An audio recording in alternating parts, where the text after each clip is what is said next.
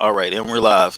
Hey, everybody, welcome back. Hey. We are live right now again on all platforms, social media, and we're really getting ready for Ujama. We're excited about that. It's going to be on this Sunday, and as I promised, I was going to have some people on today, and we are blessed to have with us someone on the program with us, and I'm going to introduce her, and I've known her for a while. So I've had the pleasure of knowing her. And so I'm going to introduce her to you so that you can know a little bit about this young lady. Uh, we welcome to the show today Miss Ursula Frederick-Brown. She is the current acting president of the Embassy International Chamber of Commerce. Did I get that right? Yes, you did. All right. And Embassy International is the Chamber of Commerce that's located inside of New Birth Missionary Baptist Church. Ms. Frederick Brown is we're, like I said, we're blessed to have you here today. How are you doing today? I can't complain. It's a nice, cool day in Atlanta. So I'm a Floridian by birth, and the weather is great, treating me great today. Oh, that's right. You used to that Florida weather. Yeah. Like I said, I know you really pretty well. So what I Mhm. want the people to do is to get a sense of who you are. So can you just give us a quick little bio of who you are? Wow. I don't know about quick, but I'll give you a shortened version. Okay. I am a self-proclaimed faith-based entrepreneur, meaning that a lot of what I do is not only bring product services and attention to faith based business and marketplace ministry, but I empower others who think and feel like I do to do likewise, according to their particular passion, purpose, their drive, or even their pain out of something that they've experienced in life, but it has a element of really inspiring people. So primarily, over the last, I'd say 15 years, I've been focused on doing that work, building my own platforms, and connecting with others who are trying to do similar things. So um, I started out in entertainment. I'm still in entertainment, but I've expanded to entrepreneurship, and I'm just excited to bring God glory in the marketplace. hmm Yeah, Yes. and so you said you're also still in the entertainment business. Right. If you could just share a little bit about some of the Mhm. people that you currently work with. Right. Well, one of the biggest names some people of faith might recognize is Canton Jones. Mhm. I started working with Canton probably over 10 years ago. We probably launched our ministries at the same time. But because I have an affinity towards urban entertainment, urban inspiration, urban content, then we've over the years just done things together. Recently, about 3, 4 years ago, he launched his ministry. He launched a church called Free Life.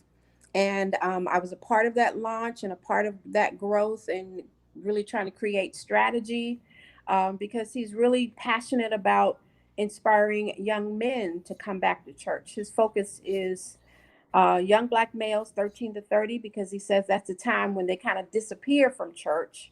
And, and so he's really doing a lot of great things to really identify with that market, with that demographic, in order to get them and keep them engaged. So um, I'm just excited. I work with his record label. I've done probably about 3 or 4 of his music conferences and just a lot of different things, tours, going on tour with him, um, and I do that for a number of artists and a number of platforms in the urban gospel Christian hip hop realm. Wow. Now, is Yeah. that how you got started working with New Birth with the Chamber of Commerce there? How did that come about? Actually, no. The background about the chamber, we in the 2008, Bishop Eddie Long was the pastor, and he had called a couple of faithful tithers and contributors to the church because he wanted to launch a new endeavor. Back then, it was called Beyond 2000.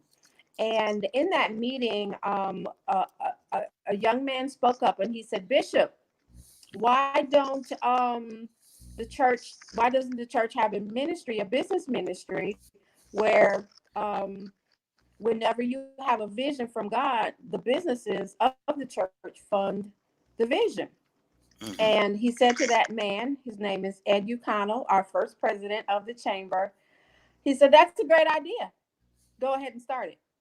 So I happened to be sitting right behind this young man and I knew that that was just something that I had to be a part of. And in 2008, we launched, we registered the chamber with the state of Georgia and launched the Embassy International Chamber of Commerce, or what we lovingly refer to as EICC. And so we've really just empowering the businesses of the ministry to fund the vision of the house. Uh, yeah. So Yeah, I think I think that that is something that people have not heard very often. A church right. having a chamber of commerce. And when I first heard it, I thought it was just, I didn't know if I was hearing it correctly because Right. I was like, I don't really understand how a church has its own chamber of commerce. But can you talk a little bit about the structure of how that works and why that would be important for a church to even be involved in something like having a chamber of commerce for its Right. businesses? Right. Well, the Chamber of Commerce is just like any other Chamber of Commerce. It is a 501c6. That is a designation specifically for chambers.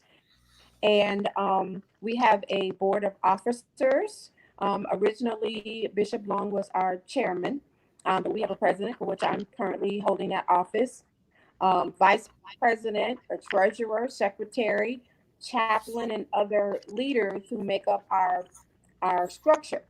And then we offer memberships for those businesses who, may want to align themselves with an organization that provides them with opportunities for networking, for growth, for education, or just somewhere where they can find more information about trying to grow their businesses, just like a regular chamber. Our focus is faith based. And Uh-huh. when we formed, we wanted to definitely, we understood that we were kind of like a rarity, you know, Mhm. an anomaly. And we wanted to have a name and a image that superseded any one particular institution. So Mhm. that's why we didn't call it Newburgh Chamber of Commerce. We called it Embassy because we wanted to represent um, kind of like a government inside of a government, and therefore we called it Embassy International because we understood that it needed to have a global focus. Mhm. Wow. Yes. Well, that's pretty big. Like I said, for a church to have its own chamber of commerce, I think it's pretty incredible. I haven't heard of that, like I said before, and I think it's just one of the many progressive things that I always see coming out of Uber. You know, it kind of makes sense when you think about it. If a church is going to have a chamber of commerce, because you guys are just always on like the cutting edge of a lot of different things. So. Um, let's see. I have another question here that I wanted to ask. Um, so today, a lot of us are celebrating Kwanzaa, and today's principle is Kujitagalia, which stands for self-determination. I know that you're an author. You have books. I have Yeah. one of the books. I have a signed autographed copy of your That's book. good. Thank you very much. So, can you talk a little bit about the principle of self determination and how people can kind of use that principle to kind of set the course for their life going, especially now that we're going into a new decade. We're going into 2020. So can you talk a little bit about that? Sure. Sure. The mere definition of faith is, substance of things hoped for with the evidence of things not seen. things not yet seen. And so when you have a dream and when you have a desire to do something in particular, without self-determination, you're likely not going to achieve those dreams and passions that you have. Um, so just by nature of being a person of faith, I can't say that you don't have a choice, because you do have a choice, but um, you really do have to dig down deep and believe not only in yourself, but the fact that you've been called and assigned by God for a specific purpose. And Mm-hmm. really, at this station in my life, I kind of realized some of that, but I'm definitely in the process of, manifesting even more. As a matter of fact, that's the title of the book, Manifesting Kingdom Commerce, because I believe that it's not enough to just achieve things in and of myself, but to also, the Bible says one can put 1,000 to flight, but two can put 10,000 to flight, meaning if I connect with you and you connect with somebody else and I connect with another person, the impact of those just 3 to 4 connections represents way more that I could do on my own. And so having the self-determination to just dig down deep and understand that any particular time you deal with a circumstance or a situation that's unlike what you envision or what you have a desire to do and deliver to the world, um, you just have to hold tight to that dream and that passion and not, give in to the Yeah. circumstance and the situation you might find yourself in at that particular moment. Yeah. I think that what I think about self determination, it uh, a lot of people will basically resign themselves to either what someone else thinks about them or what they think about themselves. Yeah. And oftentimes people don't really think about what should I think about myself. Not what do I think about myself, but what should I think about myself. And Right. if you think in those terms, you start to change really your thoughts relating to who you are and what you want out of life. And there are a lot of people just go through the motions. They're going through the motions. And when you just take a moment to just decide who you want to be, what kind of life do I really want for myself? I Right. think that is plays right into what we're supposed to do with self determination. Determine who you want yourself to be, not what Right. other people think about me, but who I want to be. And then set yourself on a course to make that happen. And one of the things, again, talking about new verb, since you here on the show, uh, setting a vision for what you want. I know you guys already know what you're going to be doing as a church for Yeah. 2020. You've got the vision has already been cast. So now Mhm. the decisions that you make as a church, you already know you have something to help you make those decisions. Do you go left or right? And then you say, if I go left, that may not help us get to where we need to go. Right. So I think I'm going to choose going to the right because that is in alignment with what we said we wanted for ourselves. So a lot of Mhm. people at the beginning of the year, they come up with these resolutions, Right. what they're going to do differently. And really, that's just really determining for yourself what you want your year to be like. And this year is very unique for us because it's the beginning of a new decade. And so Mhm. now more than ever, self determination is very important. Not who you are, not where you're from, not who your family is or what money they do or don't have. It's just saying, I want to be here at this destination in 1 year, 2 year, 3 years, 5 years, and then setting yourself on a course to where the odds are you'll Mhm. get there. If I say I Exactly. want to lose weight in 2020, but I don't make those decisions about stopping at all these wonderful places I like to still stop to eat, I'm setting myself up for failure. Right. And so we've got to think about that. I mean, life is just full of decisions. So Right. self determination is we got to determine where we want to be, and that will help us get to where we need to go. So what I else? would add Go to ahead. that, Stephen. I would add to that. you know, like you mentioned, the 2020 um, plan that the church has is part of the self-determination, and it kind of helps you stay the course when you have a plan, when you can look and say, okay, I'm here now in December and January, I know I got to do this, this, and this, and it helps keep you on track, because if you don't stay the plan, stay the course, then the odds of you failing at it becomes a lot more real. But because you have a plan and because you have a roadmap, the self-determination just kicks in that says, wait a minute, I got to get up, and because I got stuff to do come January, 15th, or on the 3rd of February, you know what I mean? And so self-determination just becomes at that point about a choice, and not necessarily trying to figure it all out because you don't have a roadmap. So having a plan really enables self-determination as well. Mhm. Yeah, I agree. I agree. And so that is the first step is to know where you want to go, and then Right. develop the steps to get you there. And Right. it sounds like we shouldn't have to say it, but I was talking a lot this week about there's specific business knowledge that business people need to have, and sometimes it's not as easy as you think, and it's not about talent, but it's really about knowing how to operate a business. And I told a story earlier today when I was live online about New Edition, and how when we saw New Edition, we was like, oh, these guys, they got it made. They're making money. They're on TV. We just assumed they were living on top of the world because they were very talented. Everybody loved their music.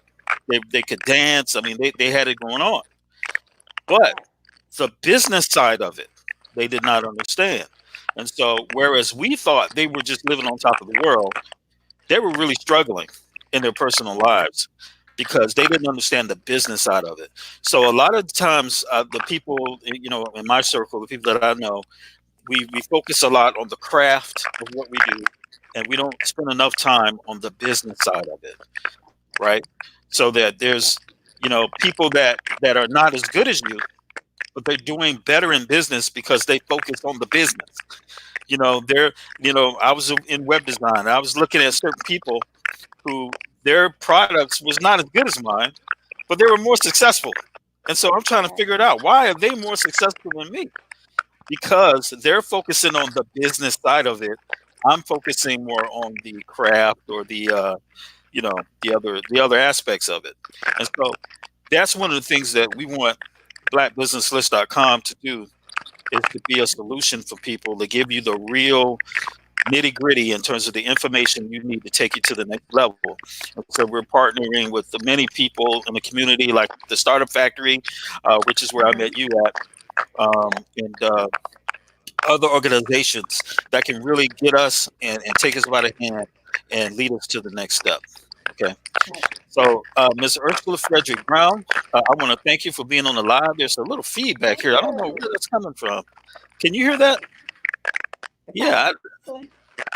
yeah. Yeah. I I don't know think where that that's was coming. your connection. Yeah. Yeah, it could be. But I think we could probably still hear us. But yeah, we're gonna Yeah. get that worked out. That's part of business, right? You gotta Yeah. adapt and improvise and learn as you go. So, Ms. Ursula Frederick Brown, I really appreciate you being Thank you here so on much the for show. having me. I appreciate it. All right. So tell the people how they can get in touch with you if they're interested Okay. to learn about Right. the Embassy International. Well, definitely you can go to the Embassy International Chamber of Commerce's website, and that web address is embassychamber.com. We're also on Facebook at Embassy International Chamber of Commerce. We have a friend page at Embassy INTLCOC, which is also our Twitter and our Instagram. Embassy INTL International COC on Hmm. social media. Okay. All Okay. right. Mr. Frederick Brown, thank you so much for being on the show.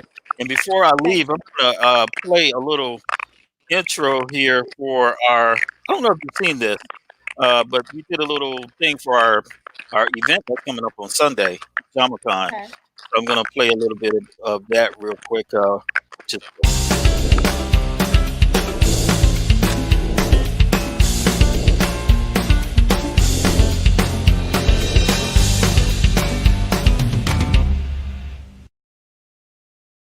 isn't that cool?